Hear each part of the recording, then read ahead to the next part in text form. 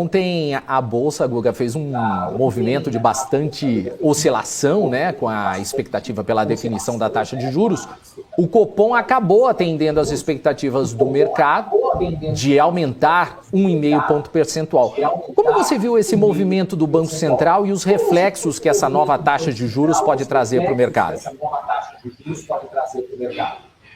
Vamos lá, eu acredito que o Banco Central fez o trabalho dele como deveria ser feito, né? Sem gerar grandes polêmicas para o mercado, tanto que a gente nota aí que nosso mercado futuro está abrindo aqui com leve baixa, 0,17%, muito próximo das mínimas que se trabalhou nesses últimos 2 dias. Então, vamos ver como é que vão ser as cenas dos próximos capítulos. O que a gente consegue entender, né, Daniel? Que, de fato, aquela expectativa de 8,25 para o final do ano, né, está muito mais para algo em torno de 10,5, né, para o início do ano que vem, ou seja, passar por um período um pouquinho mais extenso de elevação de juros e, querendo ou não, ainda não temos um grande trigger para fazer a nossa bolsa, né, destravar valor e ir para um patamar mais alto. O que me chama a atenção, tá, no dia de hoje? Que nós não estamos trabalhando nas mínimas da semana, nós já tivemos um momento mais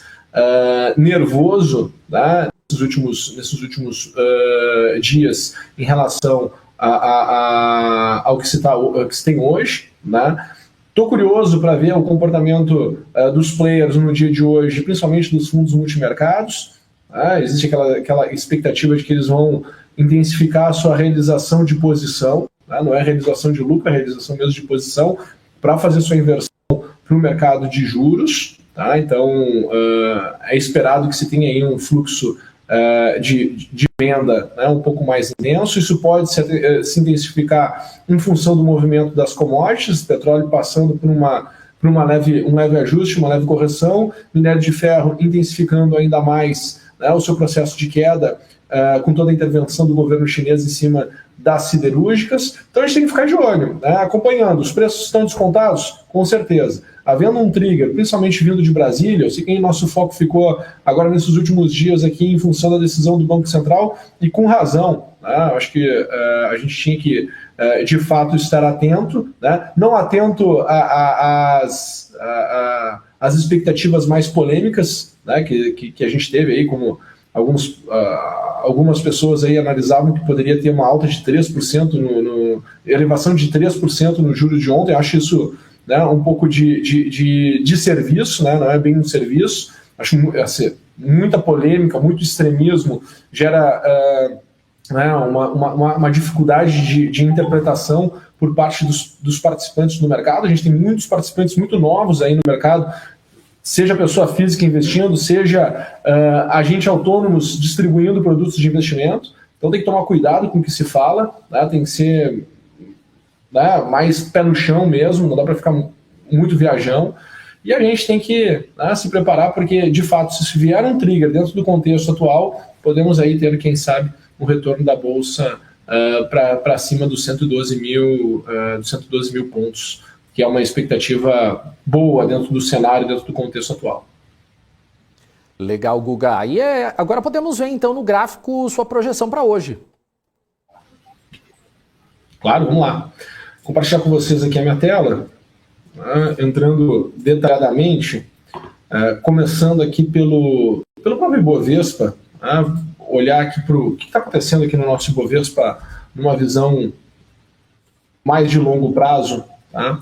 Lembrando que nós estamos trabalhando, abaixo da região dos 112.200 pontos, região essa dos 112.200 pontos, que é uma região que é um nível, né, que eu gostaria que o mercado tivesse se mantido acima, tá? Que é onde fecha uma estrutura corretiva, né, que traz esse sentimento de que o ano de 2021 todo ele foi de correção, certo? Depois que a gente chegou nesse patamar, o mercado ele começou a aumentar a volatilidade e intensificou aqui o processo de correção. Esse processo de correção era para voltar aqui para os 101.800, 102 mil pontos. E num ambiente mais, né, negativo, vamos imaginar que o mercado ele não consiga se manter no patamar de preço atual e comece a corrigir com mais intensidade. O que daria para nós esperarmos para o mercado? Bom, aí o que daria para esperarmos é que o mercado fosse perder os 100 mil pontos e quem sabe chegar aqui nos 96.500 pontos. Tá? Para mim esse seria o ponto mais nervoso, né, em relação a essa correção aqui, numa sequência aqui de correção para esse final aqui do ano de 2021. Para o índice futuro, para o dia de hoje, nós estamos aqui corrigindo nesse momento 0,5%. O que eu estou enxergando, tá, havendo, né, esse movimento de ajuste, né, de correção, de realização, em função principalmente dos fundos multimercados, o que eu enxergo seria esse movimento se intensificar até essa região entre 105.500 pontos e 104.400. Tá? É o que eu consigo enxergar aqui de espaço para corrigir, espaço para queda para o nosso mercado. Seria voltar muito próximo para as mínimas, tá? Que nós tivemos ali no dia 22 de outubro. Agora, se por um acaso tivermos um movimento de realização lá fora, intensificando também a correção aqui dentro, tá? Aí eu acredito que a gente pode, pela primeira vez, né, enxergar aí um índice retornando para baixo dos 100 mil pontos aí na semana que vem. Legal, Guga. Guga, o Banco Central ele falou bastante sobre a inflação nesse cenário de elevação de juros, né? Já deixou contratada a elevação na mesma magnitude para a próxima reunião. A ideia é ancorar as expectativas para o ano que vem. Essa pressão inflacionária ela deve seguir por mais tempo, impactando nos ativos?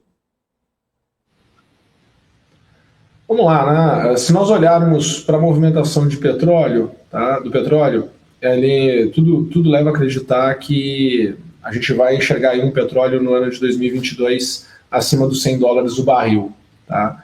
É o que eu enxergo, pelo menos neste momento. Tá? Precisaria de uma correção muito forte, uma intervenção muito forte, assim como está sendo no minério de ferro, para poder inverter, né, todo esse fluxo de alta que se está tendo em cima do petróleo. A gente não pode esquecer, né, poucos estão comentando agora, que todo esse movimento de ESG, ele querendo ou não, ele prejudicou, né, num processo que pudesse ter mais produção de petróleo. Então acaba que a oferta, né, ela acaba que está, de alguma maneira, né, permitindo com que se tenha toda essa elevação. A gente tem que entender também que esse minério de ferro não vai permanecer por muito tempo nessa cotação, nesse nível de preço, vai ter em algum momento um determinado repique. Tá? Então, a pressão inflacionária em função de commodity tende a continuar. Aonde pode diminuir? Se nós olharmos para a questão de energia elétrica aqui dentro do Brasil, né, que a gente está com essa questão de da crise hídrica, isso tende a normalizar. Fornecimento, abastecimento, tende a normalizar. Tá? Então, assim, dizer que a pressão inflacionária vai acabar em um determinado momento, né, vou dizer que sim. Né, que é passageira? Acredito que sim. O problema é o que o mercado vai fazer até chegar nesse momento que vai desacelerar. Né, como tudo. Né, querendo ou não, tudo é meio que passageiro, se nós formos olhar. Uma tendência de alta é passageira, uma tendência de baixa é passageira. O tempo que importa. Né, quanto tempo essa pressão vai permanecer? Quanto isso vai gerar de impacto nos participantes, nos players, no bolso do investidor, até que as coisas mudem, né? E quem consegue esperar esse tempo? Essa é uma outra coisa que a gente tem que ir monitorando, né? Quem de fato vai conseguir esperar esse tempo, né, e essa pressão inflacionária de fato passar e começar a reduzir. Então a gente tem que ir dançando a música, né, que está tocando. Tá? Nesse momento, se tem essa pressão inflacionária, eu imaginava, né, eu tinha como expectativa de que nesse momento que nós estamos agora, a gente já começaria, né, a ver um impacto da elevação de juros nos mercados. Né? De fato, a gente ficou muito tempo parado, né? A gente ficou com muita ineficiência em todo o processo de abastecimento.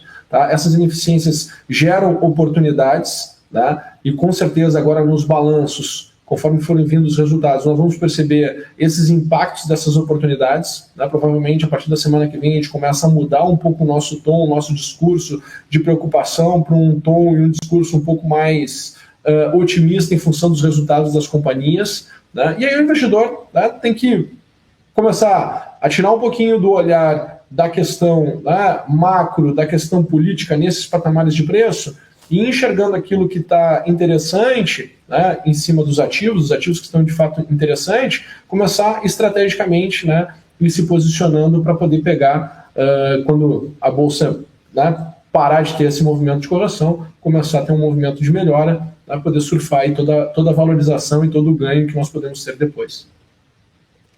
E, inclusive, hoje, Guga, é dia de revisões, né, de política monetária em todo o mundo. A gente falou aqui mais cedo de Japão e Europa e as expectativas pela definição nos Estados Unidos nos próximos meses. Como essas movimentações no mundo elas podem impactar no mercado aqui no Brasil? Na verdade, o mercado brasileiro ele é muito pequeno, né? Se nós formos olhar o dinheiro de investimento mesmo que está aqui dentro da nossa bolsa, se nós pensarmos na nossa bolsa, né, ele é muito pequeno. Então, qualquer fluxo um pouco mais intenso de estrangeiro, por exemplo, quando o estrangeiro olha para a nossa bolsa, o que ele enxerga, né? Emergente e commodity.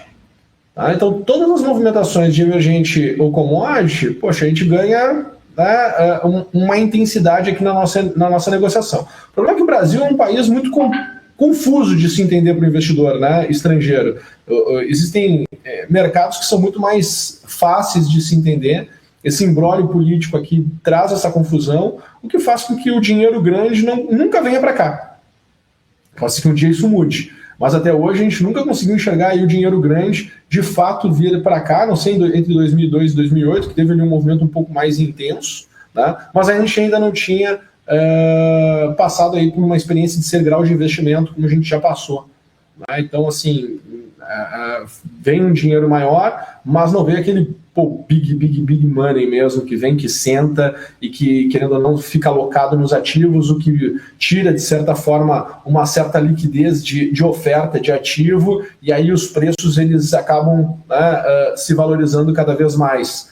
Coisa que a gente já viu em alguns ativos isolados, né, e a gente percebe a importância, né, de um big player estar posicionado para uma valorização de fato da bolsa no longo prazo, né, porque quanto mais pessoas quiserem um determinado ativo e se mantiverem com esse ativo, menos ativos vão estar disponíveis em circulação em um movimento de queda, em correções das bolsas, né? Então a gente não tem isso. Então, uma vez que nós não temos isso, a nossa volatilidade acaba sendo maior, os processos de correção são maiores, né? E por ser um mercado pequenininho ainda, né, toda vez que entra uma intensidade maior de ajuste, de queda, o impacto também é maior. Então a gente ainda é uma economia confusa e difícil para um investidor quando ele compara, né? Para nós que estamos aqui dentro parece estranho escutar isso, mas para um investidor estrangeiro que está olhando, tem várias opções na frente, quando ele chega ali no ponto Brasil, pô, é uma incógnita, é uma confusão, né? E a gente faz questão de ser confuso mesmo.